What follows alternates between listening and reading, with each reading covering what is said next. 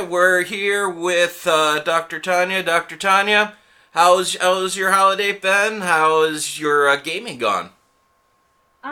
Actually, my holiday was really good. It was fairly quiet, which is how I like things. Mm-hmm. Um, and actually, last night I just finished a brand new session with a gaming group in Doctor Who. We managed to get a group together who had been looking for a game master, and things went pretty well.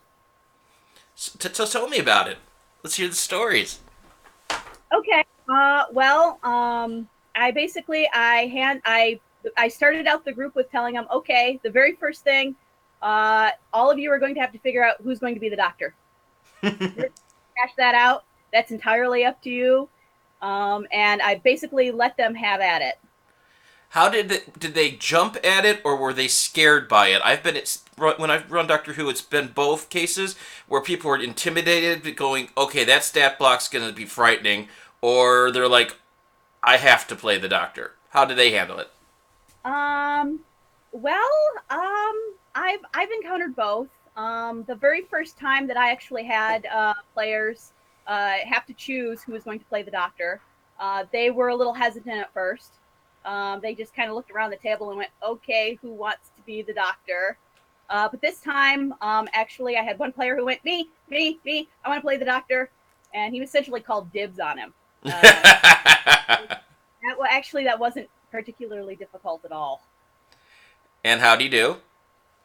Pretty well, actually. He played 12 very well as a grumpy old man. Very fun. And so, what was the story? Do you have a campaign arc? Are you using pre-written modules? Do you have? Are you just doing it episodic? How are you handling this one? I have an overall story arc, but everything is essentially episodic.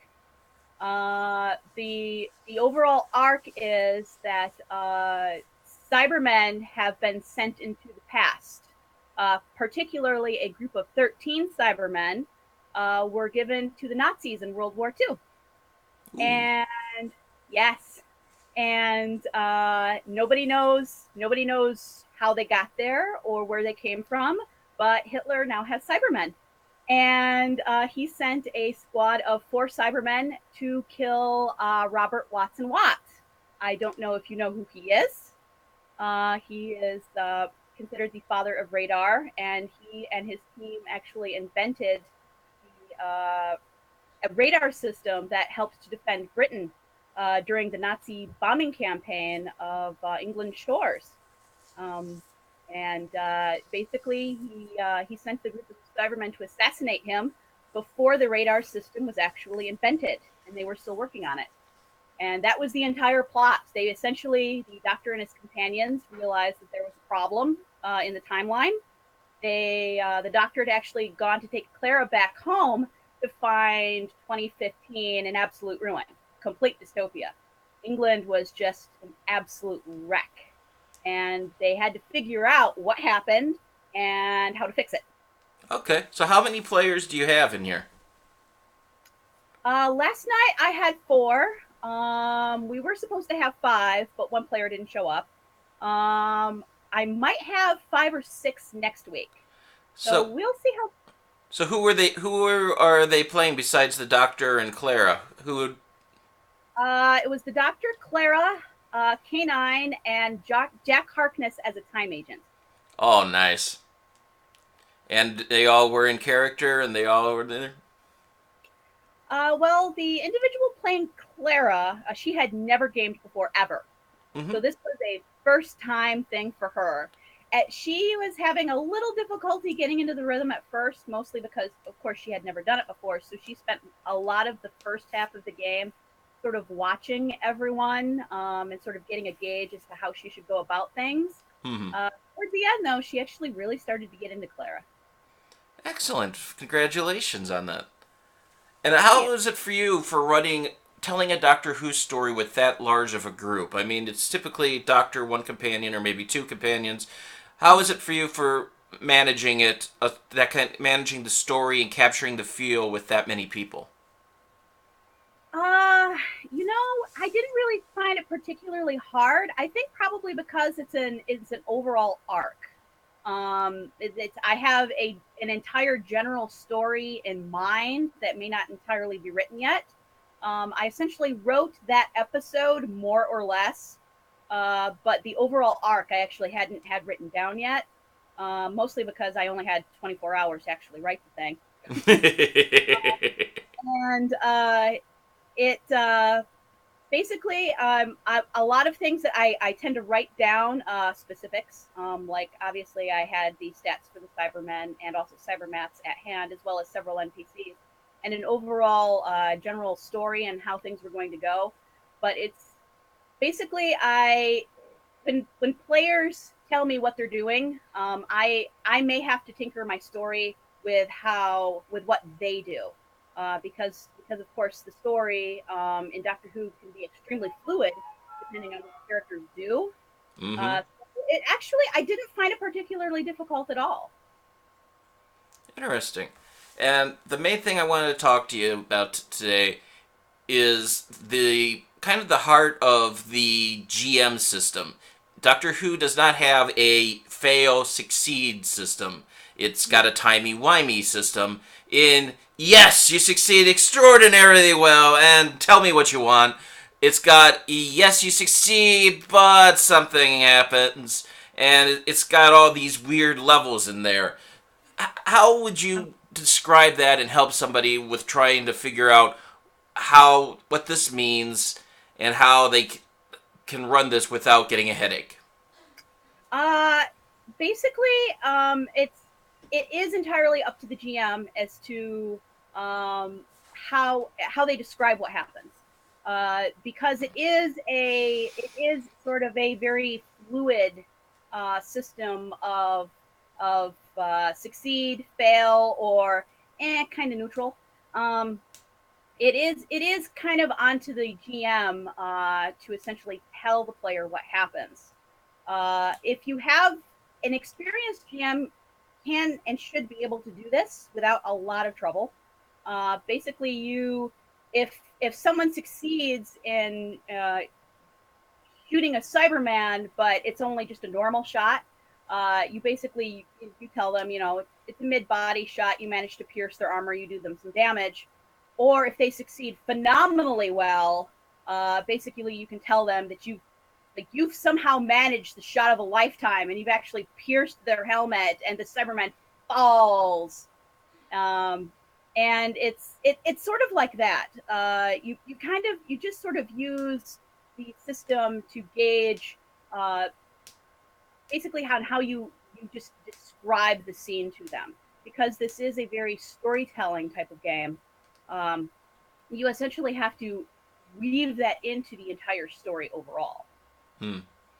How about the yes but? You're shooting the Cyberman, but something bad happens. Would you do that? Well, any number of things could happen. Like if say you're actually shooting say in my game, someone actually did have a World War II era rifle. If they had actually shot it off, but something bad happened, basically I could always say that a shot ricocheted and struck one of the light bulbs that were hanging up from the ceiling, and now suddenly everyone's plunged into darkness. Ooh, fun. Yeah, I mean that would be the sort of thing that would happen if somebody rolled Snake Eyes, which is a terrible failure. Um, you that's the sort type of thing that you would have happen, where they fire off the gun, but either somehow their aim was just so bad that they actually managed to raise the gun up high enough to actually hit the light bulb in the ceiling, one of your only source of light in the area, and you're just all suddenly plunged into darkness. Oh, by the way, the Cybermen don't actually need light to be able to see you. They have scanners. So you had better figure out something real fast, because now all of you are suddenly plunged into darkness. You are so much kinder of a GM than I am. On that, I would have said fire. You have just started the room on fire. And Um, Cybermen aren't gonna burn well. that's actually that I Jack Harkness almost did that last night. He actually, um, he actually had gotten a hold of some raw whiskey that one of Robert's coworkers had brought in and had stored in some jugs, and he found it and he made Molotov cocktails out of it. And he was actually going to set the place on fire. He was going to have fire raining down on Cybermen. But he had to use a electromagnetic device, and he couldn't actually hold the Molotov cocktails at the same time because it was a two-handed weapon. And so Robert took the Molotov cocktails from him and disarmed them before anybody got any bright ideas. Fire in very old building that's kind of threatening to crumble to begin with is a bad idea. Mm-hmm. And for always some reason, I always imagine the fights to be in the basement, so it's just even a worse idea of the building collapsing on top of you.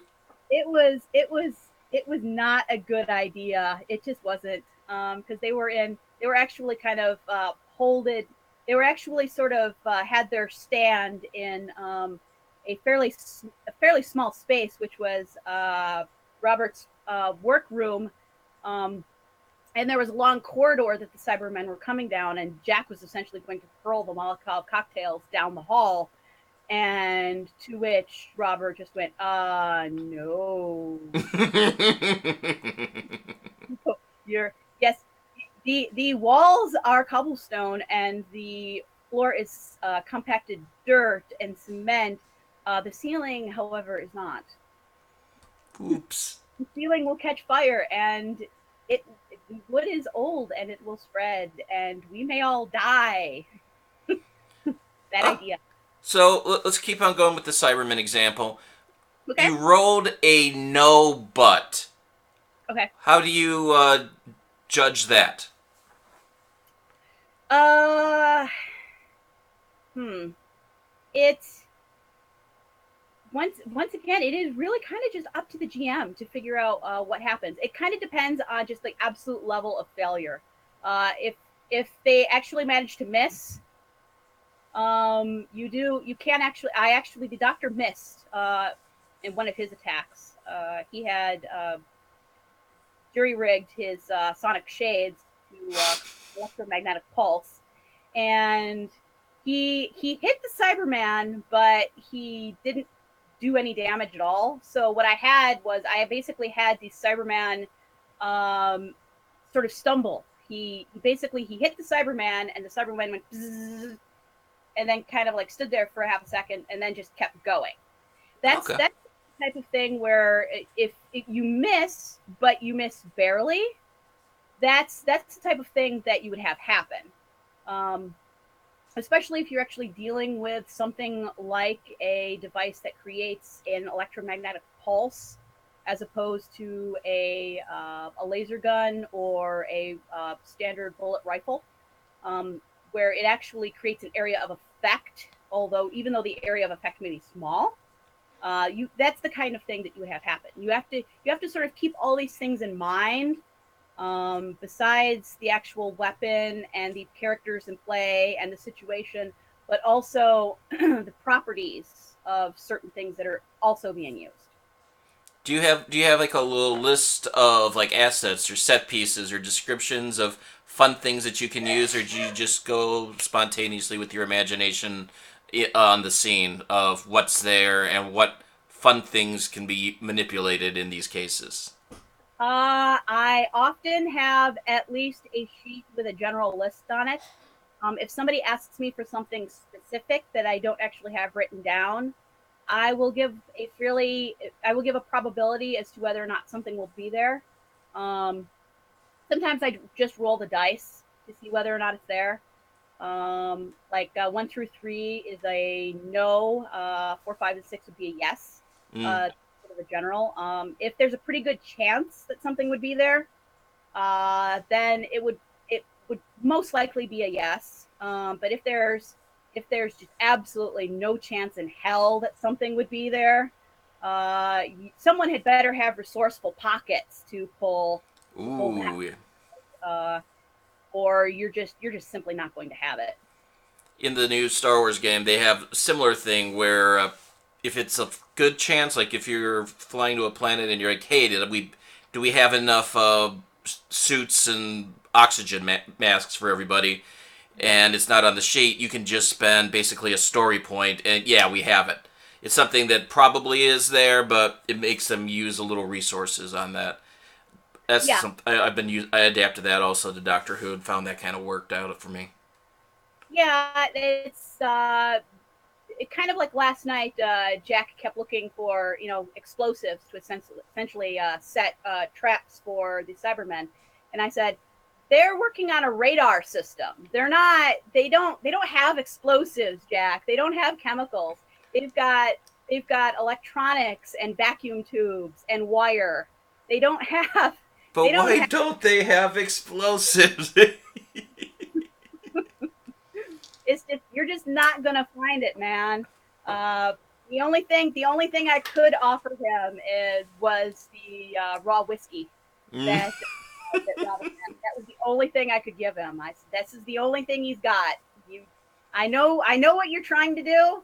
I know that you wanna blow something up, but Jack, that's just not gonna happen. So let's go on beyond combat. You're then after defeating the Cybermen in there, you're trying to figure out where the Cybermen originated from. You're trying to do that kind of investigation scene. Yeah. How do you work in that structure of success and failure with the results of their investigation?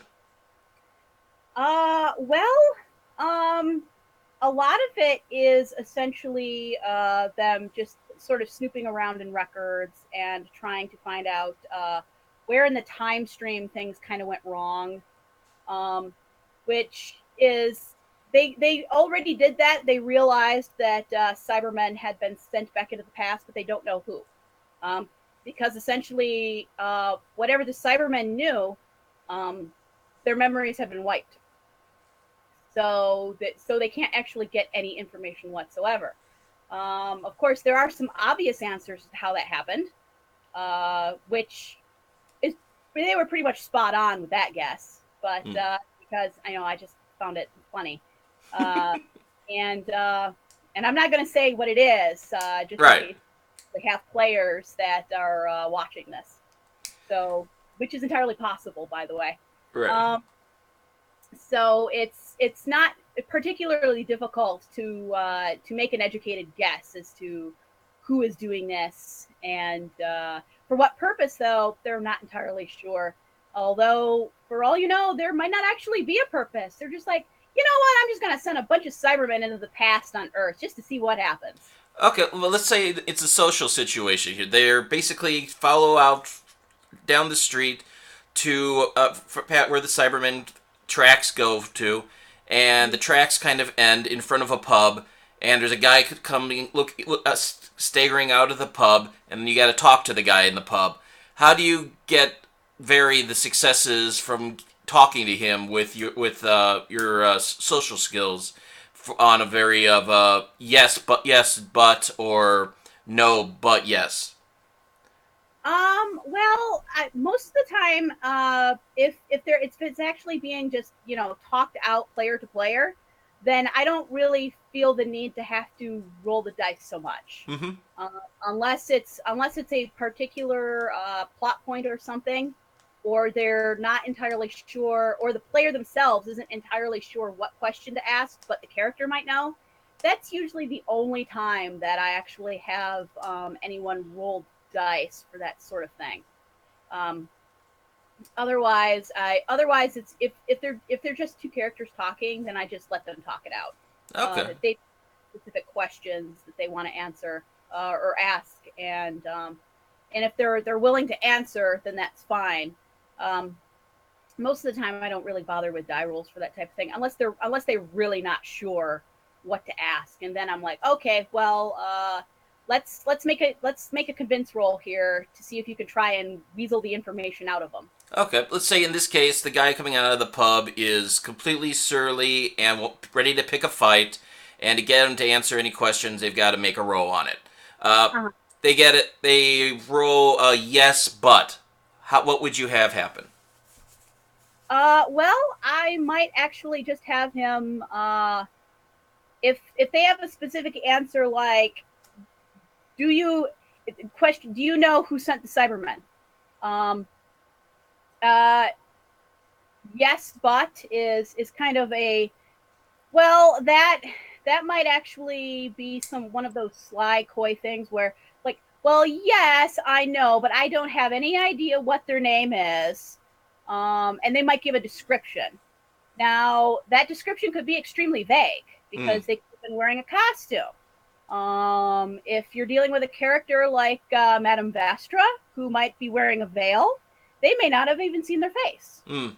So it's that sort of thing where you can give them some information, but you just don't give it all. That's the sort of thing that you do in that case. Okay, how about the no but in that case? Well, in that case, they would essentially say, "No, I don't know who sent them, but I know someone who might." Then you basically lead them on to somewhere or someone else. Okay. And it's possible to just lead them right into another trap. Or it could be buy me another drink. Buy me another drink, and I'll tell you. What would you do in that case for fantastic? How high would Dr. Tanya set the sky for that? Oh, well, in that case, if absolutely fantastic results, not only would he be singing like a bird, but oh, by the way, I just happened to have my phone on hand, and I snapped a picture of them. There they are. It's like, wow, that would be absolutely fantastic. It's like not only do I have an absolute description, I have their name, but I also have a picture. Here you go. Here, I took a selfie and he's in the background. Yes, or they attempted to take a selfie and they had the wrong camera turned on their phone because they're drunk. And disastrous.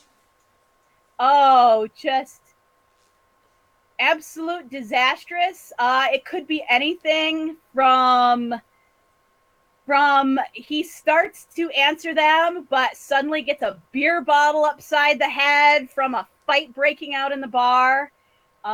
Could be disastrous from he just gives them outright wrong information that just leads them on a completely wrong direction, or like just a random weird like stray blast comes in and debris kills him instantly before they get an answer. It kind of depends on the situation or what I might have in mind. Okay.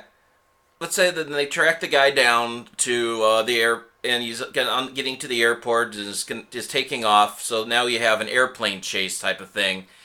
How and a situation where there is failure could be very, very lethal to the entire party on there. How would Ooh, you handle something where it's a car chase, a motorcycle chase, or a encounter fight in a factory with a lot of flying molten lead and stuff, where there's a lot of risk involved? How much do you involve that risk in there? How much do you ignore it? How much do you embrace it? hmm. Well, that might actually kind of depend on the lethality that you're going with. Um, when it comes to Doctor Who, unless somebody really makes a boneheaded move, and I mean just absolute boneheaded move, um, I try not to kill anyone. Mm-hmm. Because it just it would severely impact the storyline overall of Doctor Who. Just completely screw with the canon. And but if something like that, I might if they say they're attempting to chase down an airplane on a runway, why anyone would want to do that is beyond me. But say they jump into a vehicle that has keys in it, and they're speeding down the runway, and there's a plane that's taxiing to take off. Um, Suddenly, another vehicle could come around a corner and just smash right into the side of their vehicle, Oh. or they could actually lose control of their vehicle and just somehow smash into the wheel well of the airplane. So now suddenly, not only is the front of their car wrecked, but now suddenly they've done massive damage to the landing gear of the airplane, and suddenly the steel structure of the airplane and the wheels just buckle, and the entire plane suddenly starts to fall down on them. I hope that's with disastrous and not a no but. Failure. How about a yes but? What would you do in that kind of situation where it's not? Yes, but okay, you're trying to stop the airplane from taking off.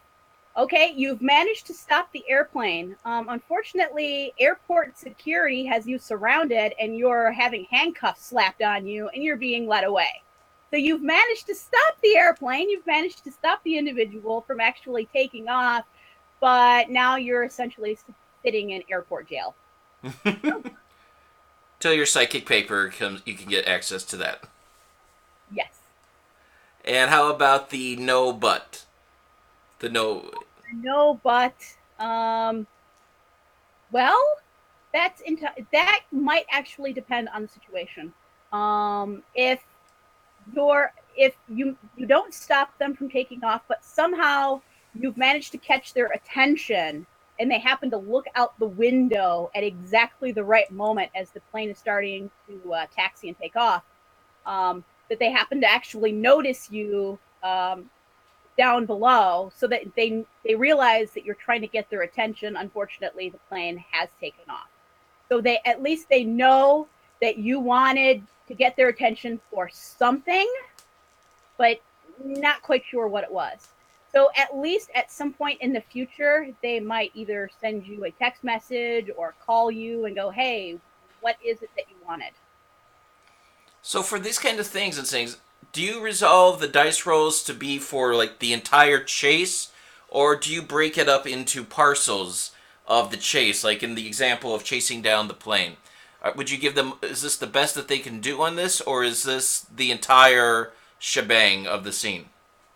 How do you run Um, it? Parcel it out. It also kind of depends on what they do.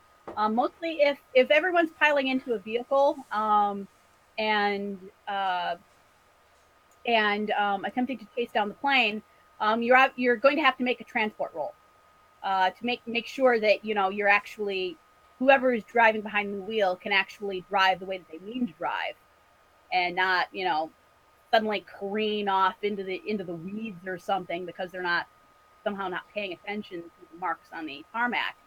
Um, but I tend to actually parcel things out depending on how things go. Um, you're not going to be starting off with the chase on the runway.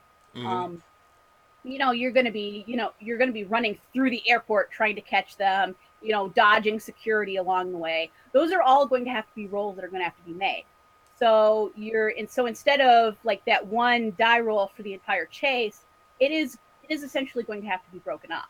I mean, that's just the nature of such things, because you're not just chasing one guy down an open field for miles and miles and miles in that type of situation. Although why you would actually just be trying to chase somebody down in a field for miles is kind of on me. But uh, and it that would actually, because it's already story wise sort of broken up. That's kind of how you deal with that. But once you're on the runway, would you have that one row be the one chance for catching up to the plane, or would you give them several areas, assuming that it's a longer runway? Um, It's hmm. that GM philosophy of this is your best effort versus this is the best that you did in these seconds. I'm just trying That to kind of see how you work. depends on whether or not they roll just critically bad. at a given point. Say they jump into the car and they want to chase after the plane, but the person who is actually behind the wheel rolls, snake eyes for transport, and it's a critical failure. Uh, they go to turn the car on and nothing happens. Okay. They all have to suddenly figure out, okay, now what?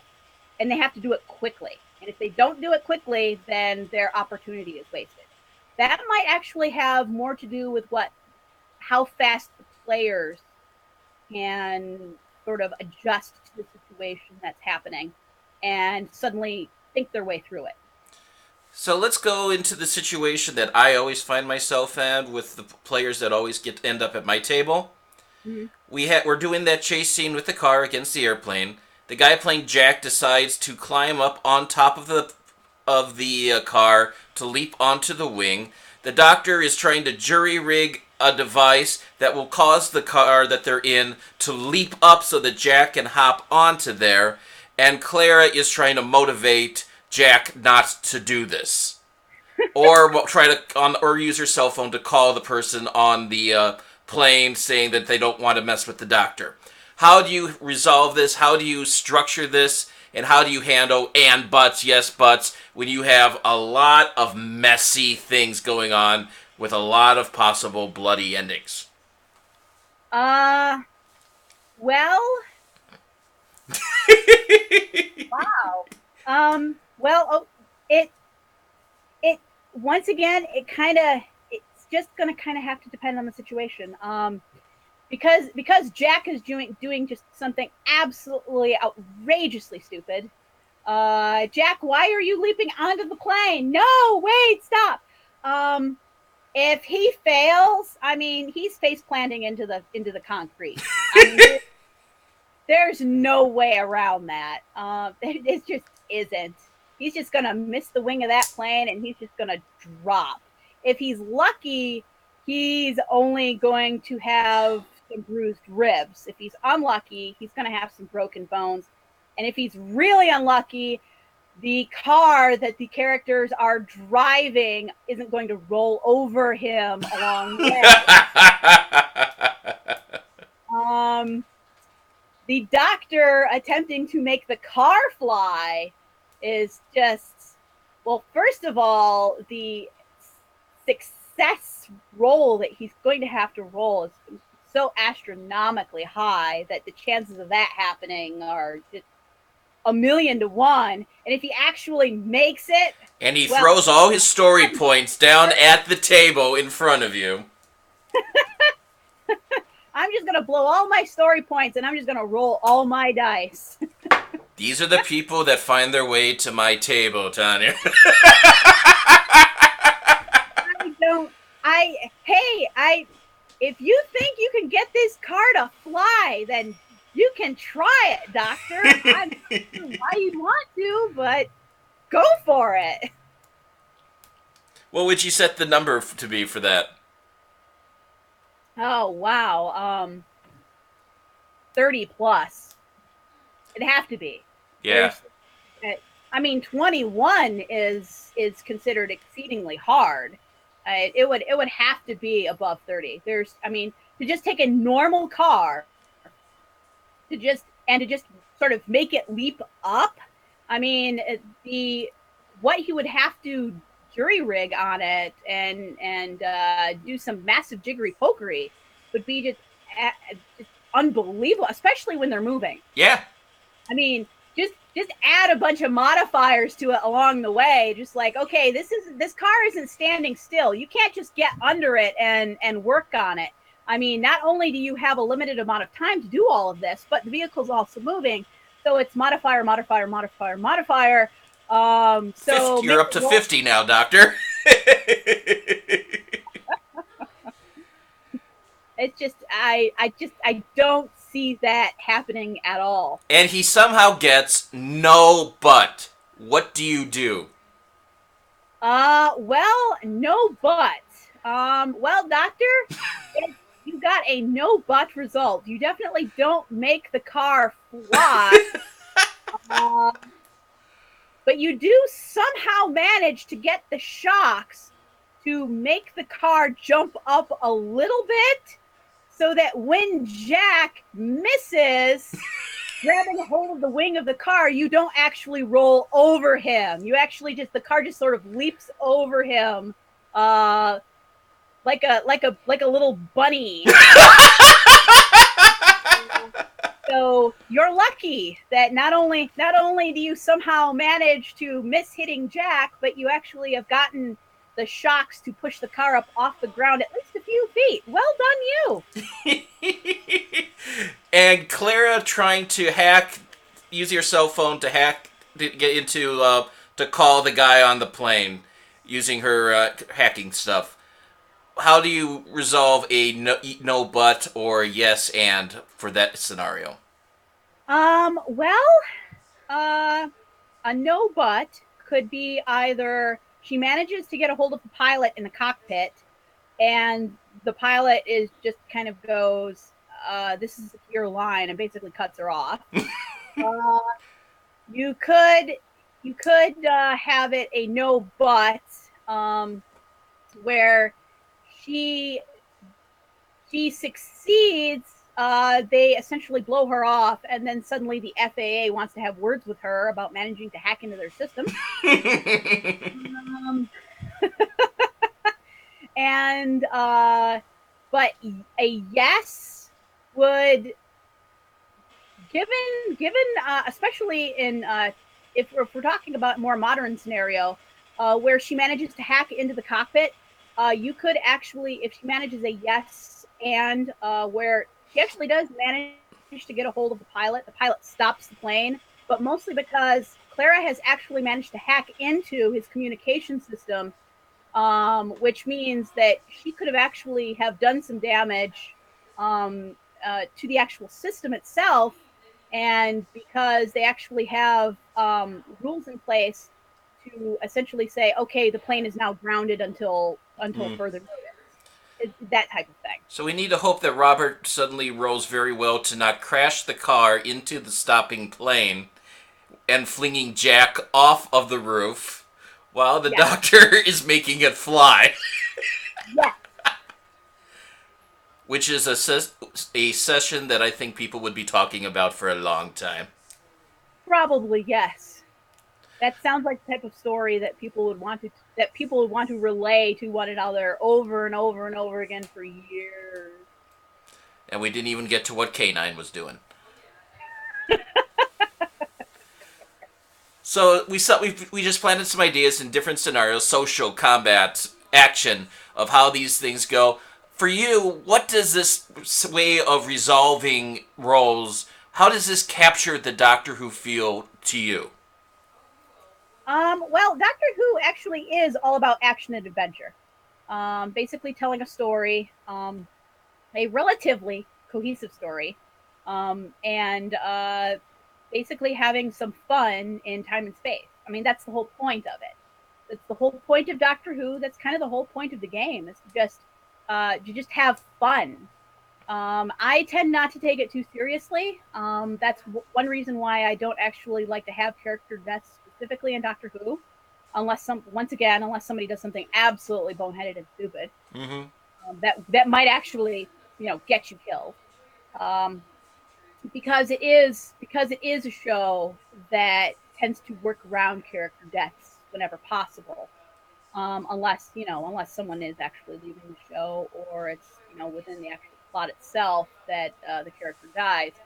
Um, Otherwise, it's all about fun. That's kind of all it is. It's just, and whenever possible, add humor. Do you think the yes but yet no ands actually lend themselves to humor by that nature? Yes, absolutely. It's kind of like you you manage to succeed, but something just absolutely unexpected happens. Or no, but like much like the example I had earlier, that you shoot out the light bulb and suddenly everything goes dark. I mean, you have a moment of panic, but kind of at the same time, it's funny too because you just like you shot the light bulb. You can't shoot the Cyberman 3 feet in front of you. If you shoot the light bulb, that's this big, about 5 feet away. How did you even manage that? And how much input do you take from the players on these, especially on the Fantastics or or Disastrous? How much do you look for input or ideas from them, especially when they have fun? The Peanut Gallery has some funny ideas, or do you reserve that judgment for yourself? It kind of depends. If I like the idea, if I like the idea from the player, I just kind of roll with it. If it just really does depend on the situation. It really does. Sometimes the player will just say something really funny, and I'll just go with that. I'll be like, okay, you not only do you miss, but Jack, you managed to trip on your own bootlaces, um, fall off to the side, and sometimes they just say, okay, crap, that I've tripped or something, and then you actually just kind of go with it, and sometimes that does happen. Um, With Snake Eyes and Disastrous and things, do you work the negative traits into there? Do you try to put them face to face with things that they're afraid of, or in a situation where their out of place nature is called for them to force into it? Because I always uh, think it's more fun when you make them face the things that they're most afraid of or most awkward with. well, that might actually depend on what the situation is. That if they have a fear or a phobia of something, that that might depend on if their fear or phobia is there. Mm-hmm. Um, Alligators are not going to show up on the streets of London. they have a phobia of insects, arachnids, and suddenly the queen of the Rachnos suddenly appears out of the middle of nowhere, and suddenly there's this giant spider queen suddenly that has crashed out of space and time and inexplicably. No, that's unless that's actually part of the story. No, I really wouldn't have that happen. Or how many pints that you guys have gone through already by that part.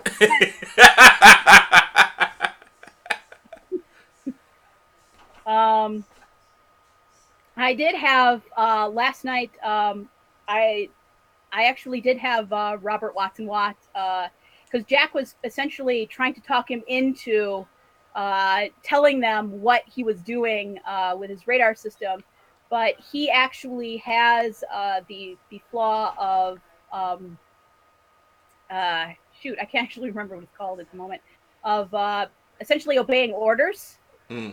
and he signed a non-disclosure agreement that basically said if he talks about any military secrets, he could literally be put on trial and hanged until dead. And so when Jack asks him to talk about his top secret project, he just goes, and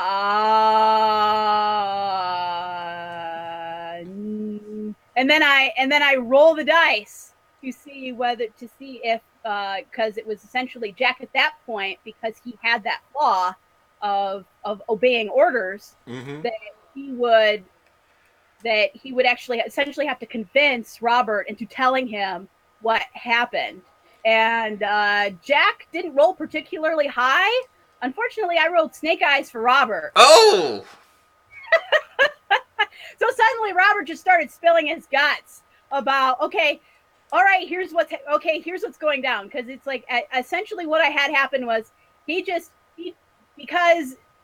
they had told him that Cybermen assassins were after him, and he's just like, what are you talking about? And he said, well, Hitler is sending robots out to kill you, and I used that bit to in his failure role, so that he was just so stunned and so terrified that assassins were coming after him, that suddenly he just started just talking just spewing what he was doing and what he and his team were doing, creating a radar system to essentially encircle the United Kingdom to detect German bombers before they reached the shores. And so that's how you work in previous encounter into what you into a role that you have just done. Mm. Is that he's just so terrified of having assassins coming and killing him that he just ignores the fact that he signed this agreement with England's military that he could very well possibly be killed for releasing government secrets, but at the same time, he's got assassins coming for him. He might be dead anyway. And So he just tells them what he's actually doing there. I would have the character from that point out basically have developed the subplot of I need to leave the country now. Well, in I have just committed treason. I have to get out of here or I will be hung. uh, actual historical fact, shortly after the end of World War II, Robert Watt actually does leave the UK. He moves to Canada. After he's knighted by the king, and the end of World War II, he basically goes, "See ya," and I'm going to go fishing. Cool. In his case, right now, he might actually do that a little sooner than actual history records. And it might not even be stay on Earth that he goes to. No, he might not. Actually, that at the end of that game session, the doctor said, "Hey, we'll come back and we'll tell you how things turn out. Bye." And so he might actually end up as a companion to the doctor at some point. Cool. So, any final advice for game masters for interpreting the dice in the Doctor Who role playing game? Use your imagination. Honestly, really, that's what it kind of comes down to. Um, if if it's a sort of a minor thing, then literally say, okay, this happened, and also this happened. If it's major, you can actually just kind of go nuts with it. You Sure. can you can just go. You know what? This I'm just gonna let this crazy thing just happen. Yeah. Do you encourage people in that to trust their instincts on that or to think things through a little bit? I mean, it's one of those like improv people will tell you always go with whatever enters your head. Don't use a filter in there because you'll choke yourself up. Are you along that mindset, or do you recommend a couple layers of filter to make sure that you don't send your story going way into a weird place? Well, in Doctor Who, weird could be good. Um, uh, it a lot of it does come down to just improvisational. Um, it really just does. If your gut instinct is to pick up a rock and throw it, then do it. That's essentially what happened with Clara last night. There were cybermats chasing the characters in the dystopian alternate timeline, and Clara is just like, you know what? I'm just gonna pick up a piece of debris and I'm just gonna hurl it at the cybermat. Well, okay, you can try, Clara. Unfortunately, it was just sort of a minor failure, and she just didn't hit the cybermat. But I mean, it's that sort of thing. She Where breaks a window and hits a guy who just came home from work. I mean, she could just hurl the rock, and then suddenly the rock goes sailing over something, and then suddenly you hear it, "Ow!" from the other side. That's when it's good to have the sound effect of a very surprised cat on hand. And then you just have that repeat over and over whenever something like that happens. Well, very Python. Yeah. I was thinking Portlandia on that. They did that a lot in the last season. Ah, okay. Cool. So, any sneak previews of coming next week or next month in your Who game of where you think you're taking the story, or at least the behind the scenes process of how you're planning on getting the story to the next area? I don't entirely have the next episode right now. I'm essentially going to have to sort of review some World War II history and sort of find another a plot point where a if this is actually if this thing fails, the Allies may not succeed in the war. Mm-hmm. So I'm that's essentially where I'm at right now. I'm going to have to plot and plan for next week because we have actually already planned the game for next week. Um, we Ambitious, going weekly. we're not planning on weekly. It just sort of happened that way. Okay. We actually originally planned on this monthly. It's just we all just happen to have next Saturday off, so we figured why not. Yeah. Get the momentum going. Exactly. That was the idea. That since January is still a month where we're just everyone's just coming off of the holidays and things haven't started back up. That we kind of figure to just sort of get the game going, as quickly as possible. That way, if we have to skip a month for whatever reason, we can do that. Yeah. Excellent. Well, thank you, Dr. Tanya, for lending your advice for the messy part of interpreting the dice and showing how much fun that it can be at the table. Yes, it was a pleasure being here, Garrett. Excellent. Let me broadcast.